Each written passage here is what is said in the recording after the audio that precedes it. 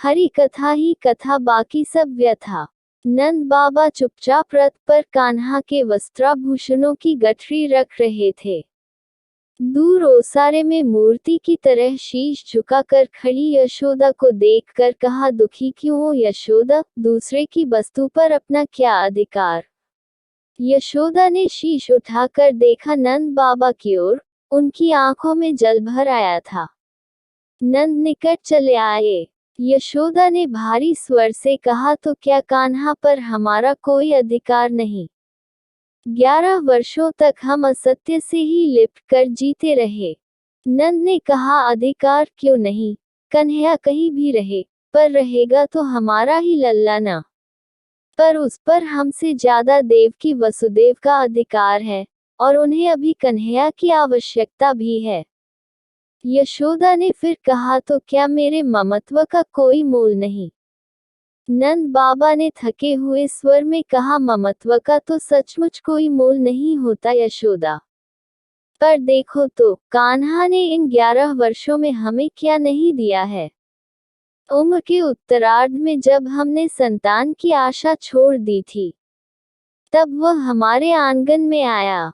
तुम्हें नहीं लगता कि इन 11 वर्षों में हमने जैसा सुखी जीवन जिया है, वैसा कभी नहीं जी सके थे? दूसरे की वस्तु से और कितनी आशा करती हो यशोदा, एक न एक दिन तो वह अपनी वस्तु मांगेगा ही न।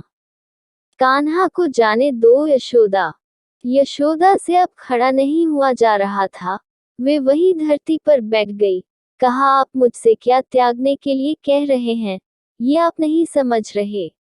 नंद बाबा की आंखें भी भीग गई थीं। उन्होंने हारे हुए स्वर में कहा, तुम देवकी को क्या दे रही हो, यह मुझसे अधिक कौन समझ सकता है यशोदा। आने वाले असंख्य युगों में किसी के पास तुम्हारे जैसा दूसरा उदाहरण नहीं होगा। ये जगत सदैव तुम्हारे त्याग के आगे नतमस्तक रहेगा। यशोदा आंचल से मुंह ढांप कर घर में जाने लगी तो नंद बाबा ने कहा, अब कन्हैया तो भेज दो यशोदा, देर हो रही है। यशोदा ने आंचल को मुंह पर और तेजी से दबा लिया, और अस्पष्ट स्वर में कहा, एक बार उसे खिला तो लेने दीजिए, अब तो जा रहा है।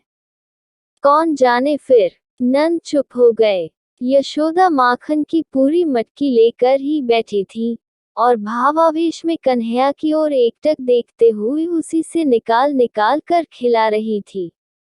कन्हैया ने कहा, एक बात पूछूं मैया? यशोदा ने जैसे आवेश में ही कहा, पूछो लल्ला, तुम तो रोज मुझे माखन खाने पर डांटती थी मैया, फिर आज अपने ही हाथों क्यों खिला रही हो? यशोदा ने उत्तर देना चाहा पर मुंह से स्वर न फूट सके। वह चुपचाप खिलाती रही। कान्हा ने पूछा, क्या सोच रही हो मैया? यशोदा ने अपने अश्रुओं को रोककर कहा, सोच रही हूँ कि तुम चले जाओगे तो मेरी गया कौन चराएगा। कान्हा ने कहा, तनिक मेरी सोचो मैया, वहां मुझे इस तरह माखन कौन खिलाएगा? मुझसे तो माखन छिन ही जाएगा मैया। यशोदा ने कान्हा को चूम कर कहा, नहीं लल्ला, वहां तुम्हें देवकी रोज माखन खिलाएगी। कन्हैया ने फिर कहा, पर तुम्हारी तरह प्रेम कौन करेगा मैया? अब की यशोदा कृष्ण को स्वयं से लिपटा कर फफक पड़ी।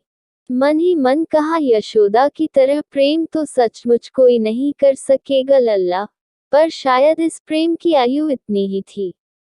कृष्ण को रथ पर बैठा कर अक्रूर के संग नंद बाबा चले तो यशोदा ने कहा, तनिक सुनिए न, आपसे देवकी तो मिलेगी न, उससे कह दीजिएगा, लल्ला तनिक नटखट है पर कभी मारेगी नहीं। नंद बाबा ने मुंह घुमा लिया। यशोदा ने फिर कहा, कहिएगा कि मैंने लल्ला को कभी धूप से भी नहीं छुआ, हमेशा हृदय से ही लगा कर रखा है। नंद बाबा ने रथ को हाँक दिया। यशोदा ने पीछे से कहा, कह दीजिएगा कि लल्ला को माखन प्रिय है, उसको ताज़ा माखन खिलाती रहेगी, बासी माखन में कीड़े पड़ जाते हैं।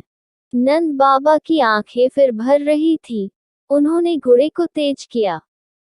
यशोदा ने तनिक तेज स्वर में फिर कहा, कहिएगा कि बड़े कौर उसके गले में अटक जाते हैं, उसे छोटे छोटे कौर ही खिलाएगी। नंद बाबा ने घोड़े को जोर से हाँक लगाए, रथ धूल उड़ाते हुए बढ़ चला। यशोदा वही जमीन पर बैठ गई और फफक कर कहा, कृष्ण से भी कहिएगा कि मुझे स्मरण रखेगा। उधर रथ में बैठे कृष्ण ने मन ही मन कहा, तुम्हें ये जगत सदैव स्मरण रखेगा मैया। तुम्हारे बाद मेरे जीवन में जीवन बचता कहाँ है। जय श्री राधैया जी।